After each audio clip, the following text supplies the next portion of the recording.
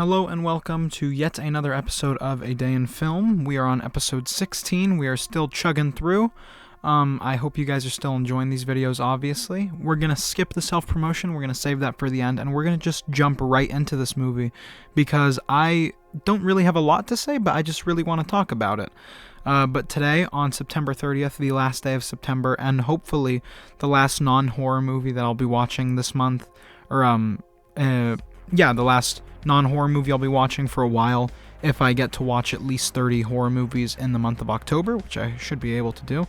I watched High Life, directed by Claire Denis, or Denise, however you say it. This is a French director. I did not know that she directed this film, and before clicking on her profile on Letterboxd, I thought I'd never seen another Claire Denis film. Turns out, Claire Denis, or Denise, however you say it, directed B.U. Treville, a personal favorite of mine. So this actually puts a lot of the film into context for me because I'm actually quite the fan of High Life.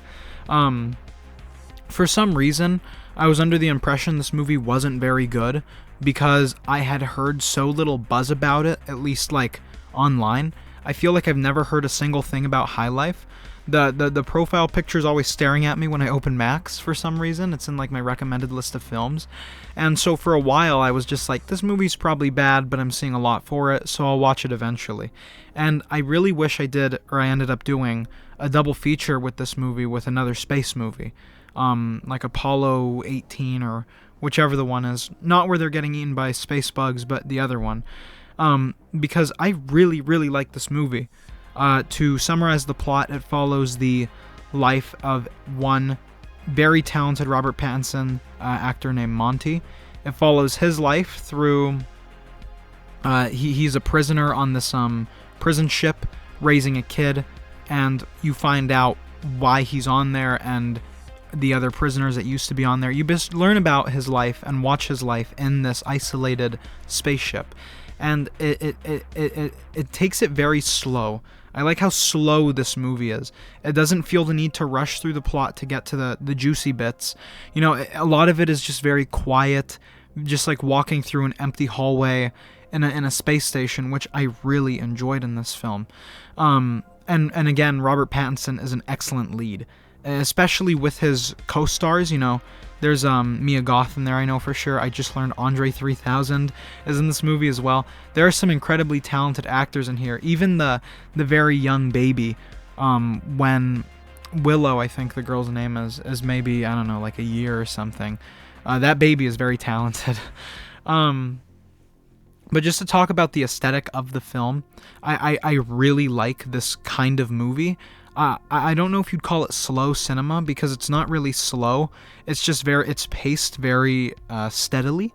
It doesn't hit you with a bunch and then leave you, and then hit you with a bunch more and then leave you. It's very flattened out. It's smooth, I guess. I love all the co-stars. I love the cinematography and the whole visual style of the film. It feels so anti-space, as silly as it sounds. There are so many things that happen in this movie that make you think it's not a space movie, that give it a distinctly not space aesthetic, like when Robert Pattinson is throwing bodies off the space station, or off the ship, and they fall. You know, like a body wouldn't do that in space, it would just kind of float there, and if the ship was moving, it would look like it was going away, but they just fall like heavy sacks of meat, you know, which is, you know, what they are.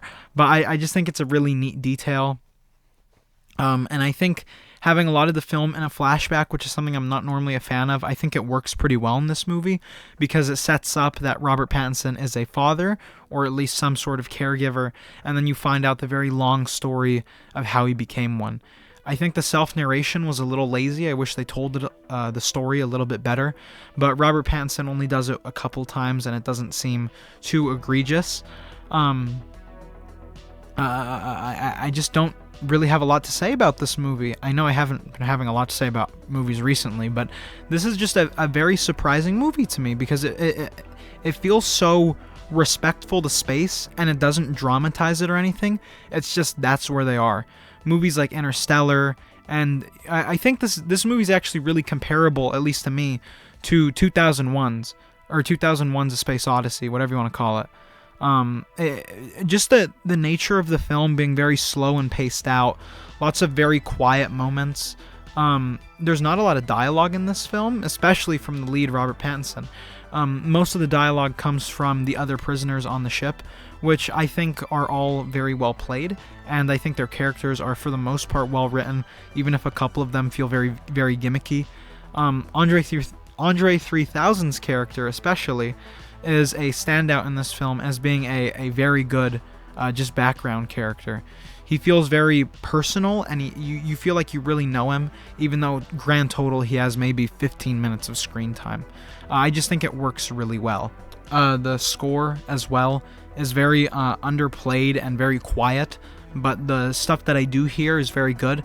I think it's better for a space film like this to kind of hold back on the score to really emphasize those incredibly quiet moments that you would find in space. I love all the tech too, and the whole idea of this like huge, just blossoming, gigantic farm in the ship. This little like almost jungle central in the center of the ship kind of thing. I think it looks really cool, and it's something you don't really see in a lot of space media. You know, it's like, oh, we're genetically growing potatoes from their cells. No, this is just like a farm that's on the ship, and I think it looks really good. And again, the visual aesthetic aids that a lot. It feels very Alien and 2001's-esque. It doesn't feel very modern. A lot of it feels very chunky and clunky machinery, which I'm a very big fan of. I think the sexual aspects of the film were also pretty good. I think the idea of trying to make a baby in space is kind of silly, but the way that the doctor, whose name I'm forgetting right now, delivers the story is very convincing, and you do really buy that she believes in this mission. Overall, I'd say this movie is definitely worth a watch, especially if you like Robert Pattinson. I'd say it's a role you don't really see him in because he's very... I hate to say the word, but he's very nonchalant in this movie. He's very low-key, which is a very nice role for him to play, especially comparing it to like Good Times and The Batman and any number of Robert Pattinson movies, Mickey 17 even. He's very low-key in this movie, which I'm a fan of. But I don't have much more to say. I gave it a 7 out of 10. Very good movie. Very interesting movie, too. Very different movie, which I really appreciate. And a very good director. This is now the second work of hers I've seen, and I'm confident in saying I think she is very talented. But that's actually all I have to say. I hope you have a wonderful day, and I will see... Oh, wait, I almost forgot. Sorry if that was a little loud, but I almost forgot. If you like the video, please like and subscribe. It really does mean the world to me.